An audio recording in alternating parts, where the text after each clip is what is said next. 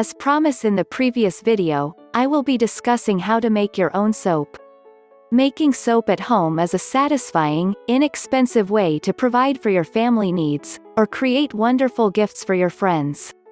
You can make soap using a kit, but making it from scratch enables you to choose your own ingredients and customize the soap to fit your needs.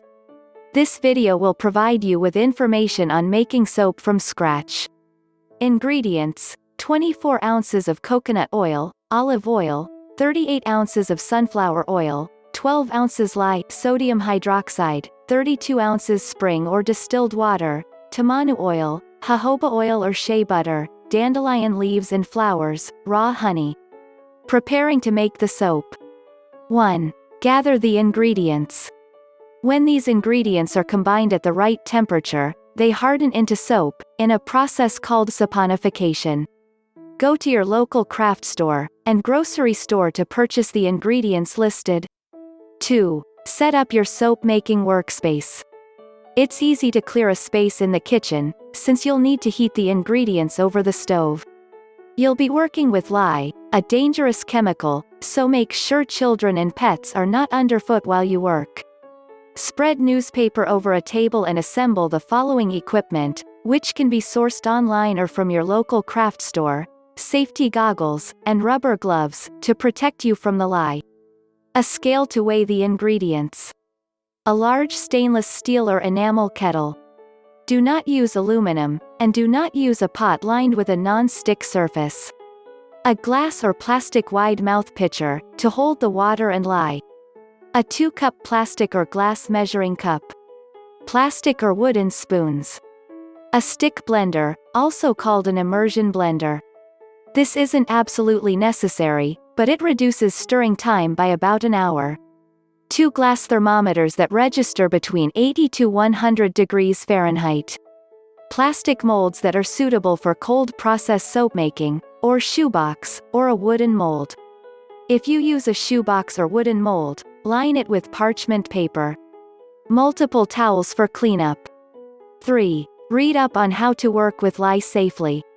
Before you start the soap-making process, read the safety warnings that came on your box of lye. Lye should never touch your skin, as it will burn you. Wear safety goggles and glove at all times, while handling lye and raw soap. Work with lye outside or in a well-ventilated area to avoid breathing in fumes. Mixing the ingredients. 1. Measure 12 ounces of lye. Make sure that all of your ingredients are exactly the measurement that it is supposed to be, especially on smaller batches. Use the scale to make sure the measurement is exact, and pour the lye into the 2-cup measuring cup. 2. Measure 32 ounces of cold water. Use the scale to make sure the measurement is exact, and pour the water into a large, non-aluminum container, such as a stainless steel pot or glass bowl. 3. Add the lye to the water. Place the container of water under your stove's running exhaust fan, or make sure the windows are open and the room is well ventilated. Add the lye to the water slowly, stirring gently with a spoon, until the lye is completely dissolved. It is very important to add the lye to the water, and not the other way around. If you add the water to the lye, the reaction between the two substances is too quick, and may be dangerous. As you add the lye to the water, it will heat the water and release fumes. Keep your face turned away to avoid inhaling the fumes. Set the mixture aside. Allow it to cool and let the fumes dissipate. 4. Measure the oils. Use the scale to weigh out 24 ounces of coconut oil, 38 ounces of vegetable shortening, and 24 ounces of olive oil. 5. Combine the oils. Set a large stainless steel pot on the stove on low-medium heat. Add the coconut oil and vegetable shortening and stir frequently until melted. Add the olive oil and stir until all are completely melted and combined, then remove the pot from heat. 6. Measure the temperature of the lye and oils. Use different thermometers for the lye and oils, and continue to monitor their temperatures until the lye reaches 95 to 98 degrees Fahrenheit, 35 to 36 degrees Celsius, and the oils are at the same or lower temperature. 7. Add the lye to the oils. When the two substances have reached the proper temperatures, add the lye in a slow, steady stream to the oils. 4. Stir with a wooden or heat-resistant spoon. Do not use metal. You may instead use a stick blender to stir the lye and oils. Continue to mix for about 10 to 15 minutes until tracing occurs. You'll see your spoon leave a visible trace behind it, like one you'd see when making pudding. If you're using a stick blender, this should occur within about 5 minutes. If you don't see tracing within 15 minutes, let the mixture sit for 10 to 15 minutes before continuing to mix again. 8. Add 4 ounces of essential oil once tracing occurs.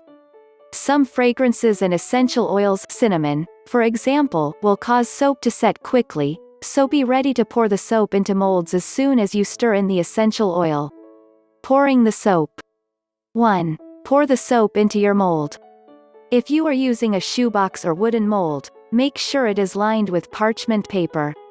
Use an old plastic spatula to scrape out the last bits of soap from the pot to the mold. Be sure you are still wearing gloves and safety goggles during this step since raw soap is caustic and can burn skin.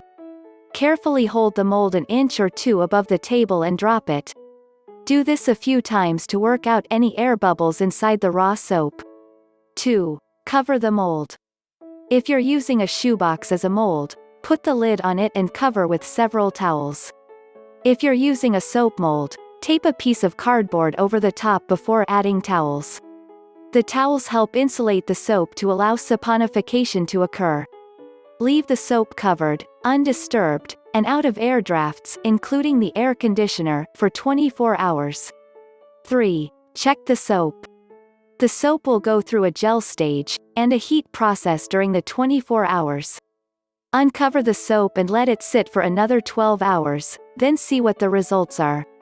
If you measured accurately and followed the directions, the soap may have a light layer of a white ash-like substance on the top. This is harmless, and can be scraped away with the edge of an old ruler or metal spatula.